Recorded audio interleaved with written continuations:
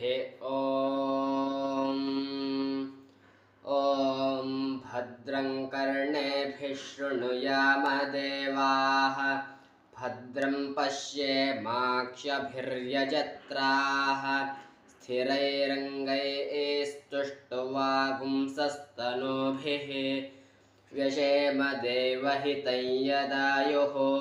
स्वस्ति न इन्द्रो वृद्धश्रवाः स्वस्ति नः पूषा विश्ववेदाः स्वस्ति नस्तार्क्यो अरिष्टनेमिः स्वस्ति नो बृहस्पतिर्दधातु ॐ शान्तिः शान्तिः शान्तिः। ॐ नमस्ते गणपतये त्वमेव प्रत्यक्षं तत्त्वमसि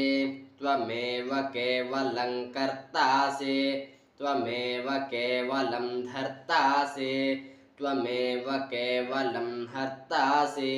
त्वमेव सर्वं खल्विदं ब्रह्मासि त्वं साक्षादात्मासि नित्यं ऋतं वच्मि सत्यं वच्मि अवत्वं माम् अववक्तारम् अवश्रोतारम् अवदातारम् अवधातारम् अवानोचनमवशिष्यम् अवपश्चात्तात् अवपुरस्तात् अवोत्तरात्तात् अवदक्षिणात्तात् अवचोर्ध्वात्तात् अवाधरात्तात् सर्वतो मां पाहि पाहि समन्तात् त्वं वाङ्मयस्त्वं चिन्मयः त्वमानन्दमयस्त्वं ब्रह्ममयः त्वं सच्चिदानन्दाद्वितीयोऽसि त्वं प्रत्यक्षं ब्रह्मासि त्वं ज्ञानमयो विज्ञानमयोऽसि सर्वं जगदिदं त्वत्तो जायते सर्वं जगदिदं त्वत्तस्थिष्ठति सर्वं जगदिदं त्वयि लयमेष्यति सर्वं जगदिदं त्वयि प्रत्येति त्वं भूमिरापो नलो निलो नभः त्वं चत्वारि वा आक्पदानि त्वं गुणत्रयातीतः त्वम् अवस्थात्रयातीतः त्वं देहत्रयातीतः त्वं कालत्रयातीतः त्वं मूलाधारस्थितोऽसि नित्यं त्वं शक्तित्रयात्मकः त्वां योगिनो ध्यायन्ति नित्यं त्वं ब्रह्मा त्वं विष्णुस्त्वं रुद्रस्त्वमिन्द्रस्त्वमग्निस्त्वं वायुस्त्वं सूर्यस्त्वं चन्द्रमास्त्वं ब्रह्मा भूर्भुवस्सु वरोम गणादिं पूर्वमुच्चार्य वर्णादिं तदनन्तरम् अनुस्वारः परतरः अर्धेन्दुलसितं तारेण रुद्धम् एतत्तव मनुस्वरूपं गकारः पूर्वरूपम् अकारो मध्यमरूपम् अनुस्वारश्च आन्त्यरूपं बिन्दुरुत्तररूपं नादः सन्धानं सगुंहिताः सन्धिः सैषा गणेशविद्या गणकर्षिः निसृद्गायत्रीश्छन्दः श्रीमहागणपतिर्देवता ॐ गणपतये नमः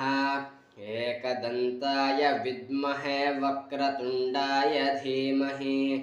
तन्नो दन्तिः प्रचोदयात् एकदन्तं चतुर्हस्तं पाशमङ्कुशधारिणं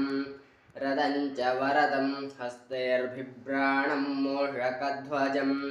रक्तं लम्बोदरं शूर्पकर्णकं रक्तवाससं रक्तगन्धानुलिप्ताङ्गं रक्तपुष्पैः सुपूजितं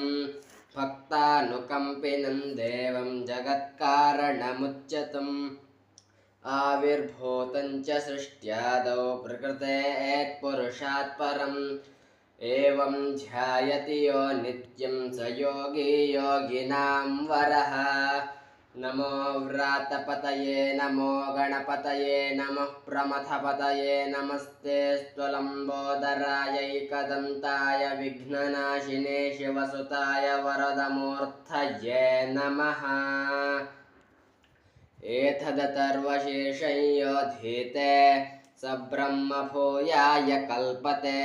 स सर्वविघ्नैर्न बाध्यते स सर्वतः सुखमेदते स पञ्चमहापापात्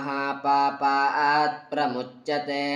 सायमधीयानो दिवसकृतं पापं नाशयति प्रातरधीयानो रात्रिकृतं पापं नाशयति सायं प्रातः प्रयुञ्जानो पापो भवति सर्वत्राधीयानोपविघ्नो भवति धर्मार्थकाममोक्षं च विन्दति इदमथर्मशीर्षमशिष्याय न देयं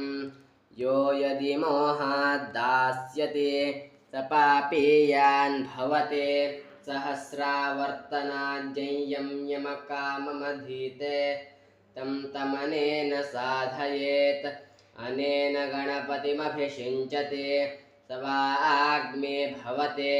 चतुर्थ्यामनश्नं जपते स विद्यावान् भवते इत्यथर्वणवाक्यं ब्रह्माद्यावरणं विद्यान्नभिवेति कदाचनेति यो दूर्वाङ्कुरैर्यजते स वैश्रवणोपमो भवते यो लाजिर्यजते स यशोवान् भवते स मेधावान् भवते यो मोदकसहस्रेण यजते स वाञ्छितफलमवाप्नोति यः साध्यसमिद्भिर्यजते स सर्वं लभते अष्टौ ब्राह्मणान् सम्यग्राहयित्वा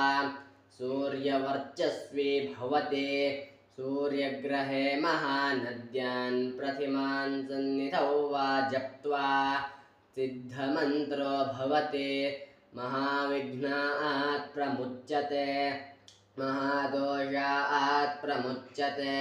महापापात् प्रमुच्यते महाप्रत्यवायात् प्रमुच्यते